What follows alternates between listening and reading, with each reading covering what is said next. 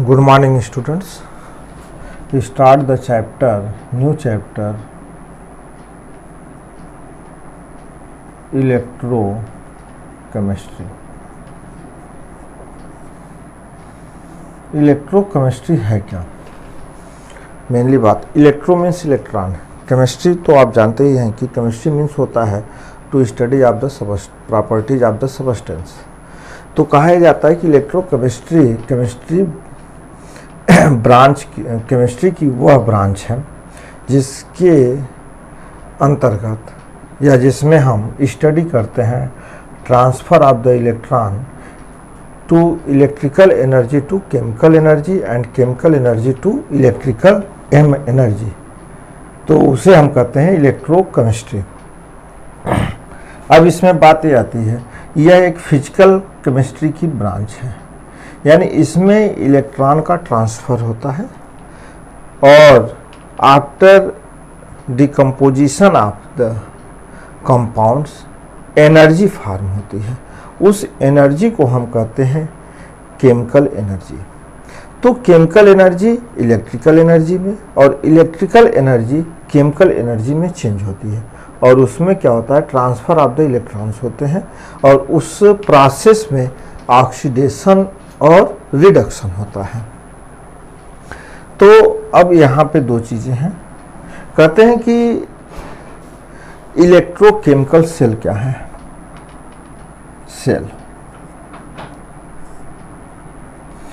Cell daily हम उसका नाम सुनते हैं कि सेल यहाँ है, बैटरी लगा दीजिए, सेल लगा दीजिए। तो इसमें क्या होता है कि cell is the device, cell एक ऐसा डिवाइस है जो केमिकल एनर्जी को इलेक्ट्रिकल एनर्जी में और इलेक्ट्रिकल एनर्जी को केमिकल एनर्जी में चेंज करता है। तो सेल एक इस प्रकार का एक डिवाइस है। सेल टू टाइप्स होते हैं जो हमको स्टडी करनी है। पहला है इलेक्ट्रोलिटिक सेल और सेकंड है गैल्वेनिक सेल और वोल्टिक सेल। गैल्वेनिक सेल और वोल्टिक सेल, गैल्वेनिक सेल, इसे हम वोल्टिक सेल भी कहते हैं। तो एट फर्स्ट डिस्क्राइब हम करेंगे इलेक्ट्रोलिटिक सेल। इलेक्ट्रोलिटिक सेल क्या है?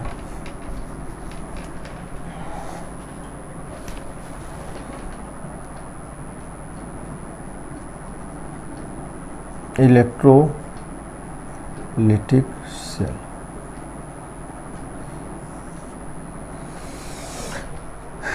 इलेक्ट्रोलिटिक सेल में ये फिगर है, पहले इसको ड्रा कर लिया जाए।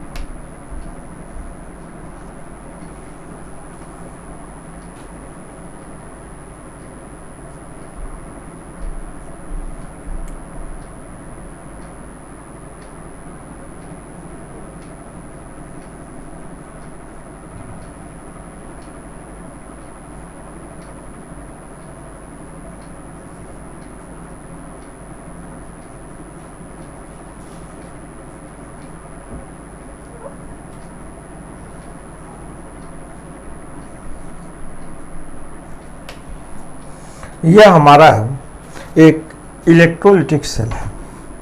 इलेक्ट्रोलिटिक सेल में क्या होता है, इसमें इलेक्ट्रिकल एनर्जी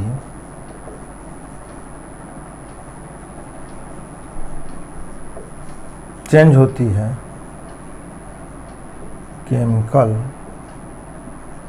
एनर्जी में, यानी इलेक्ट्रिकल एनर्जी केमिकल एनर्जी में चेंज होती है। यानी जब हम इलेक्ट्रोलिसिस, इसमें एक टर्म आता है इलेक्ट्रोलिसिस, यानी इलेक्ट्रोलिसिस में जब हम किसी भी सॉल्यूशन में इलेक्ट्रिसिटी का फ्लो करते हैं तो दे आर डिकम्पोज, यानी वह अपने आयनों में टूट जाता है, डिकम्पोजिशन ऑफ द आयन्स। जैसे फॉर एग्जांपल NaCl है, अगर हमने इलेक्ट्रोलिसिस की प्रोसेस कराया तो ये टूट गया। सोडियम सल्फेट Na2SO4, यह 2Na positive plus SO4 double negative, यानी कि आफ्टर द प्रोवाइड इलेक्ट्रिसिटी या current to decompose into the ions, यानी जो भी इलेक्ट्रोलाइट्स होते हैं वह डिकम्पोज हो जाते हैं अपने आयनों में। इलेक्ट्रोलाइट्स मीन्स होता है कि वे जो इलेक्ट्रिसिटी को कंडक्ट करते हैं, लेकिन यह प्रोसेस होती है सॉल्यूशन स्टेट में। सॉलिड स्टेट में अगर NaCl सॉलिड स्टेट में है तो उसमें इलेक्ट्रिसिटी का फ्लो नहीं होगा। तो ये प्रोसेस थी इलेक्ट्रोलिसिस। अब क्या होता है कि इलेक्ट्रोलिटिक सेल में इलेक्ट्रिकल एनर्जी केमिकल एनर्जी में चेंज हुई। आप यहाँ से इलेक्ट्रिकल एनर्जी प्रोवाइड कराते हैं, हम एक बैटरी लगा देते हैं DC करंट, एक पॉजिटिव होता है उसका एक एंड और एक एंड निगेटिव। जो लॉन्गेस्ट लाइन है वो पॉजिटिव एंड है, जो स्मॉलेस्ट है वह निगेटिव है।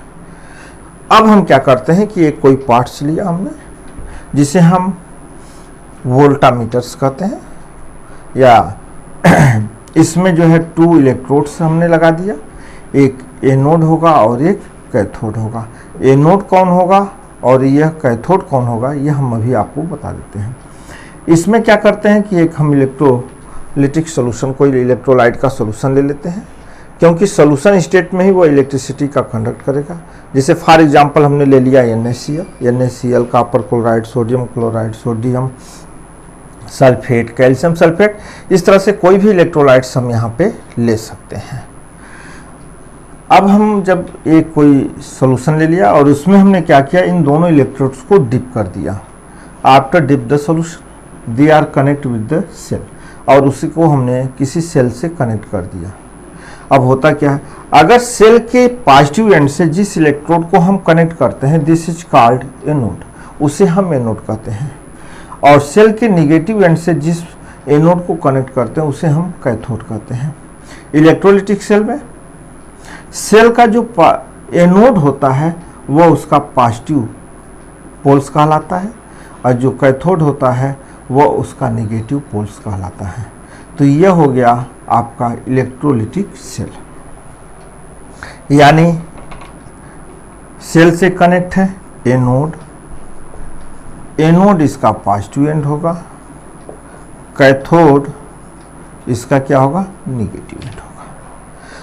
अब जब इसमें इलेक्ट्रोलिटिक सॉल्यूशन होगा, करंट का फ्लो करेंगे तो दे आर डिकम्पोज, यानी सॉल्यूशन फॉर्म में है तो NaCl अगर हमने लिया तो Na positive plus Cl negative, और सॉल्यूशन में है तो एक्वस सॉल्यूशन होगा।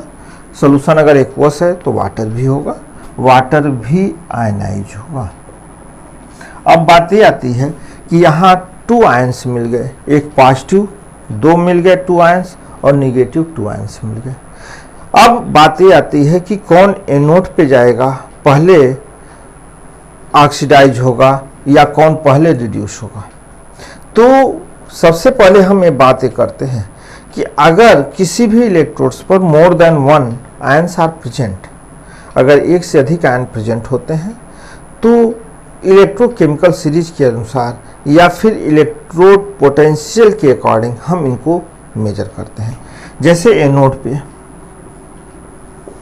एनोड पे 2 आयंस गए, क्लोराइड आयन और OH आयन। कैथोड पे 2 आयंस गए, सोडियम आयन और हाइड्रोजन आयन।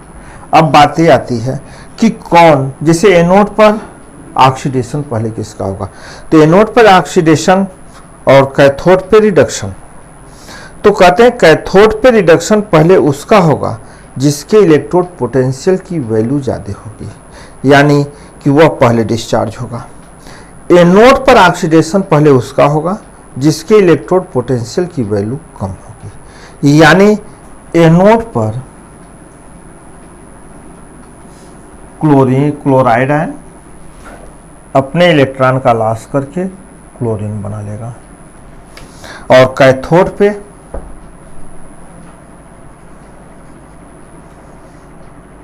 रिडक्शन पहले हाइड्रोजन आयन का होगा, यह 2 इलेक्ट्रॉन गेन करके हाइड्रोजन प्लस।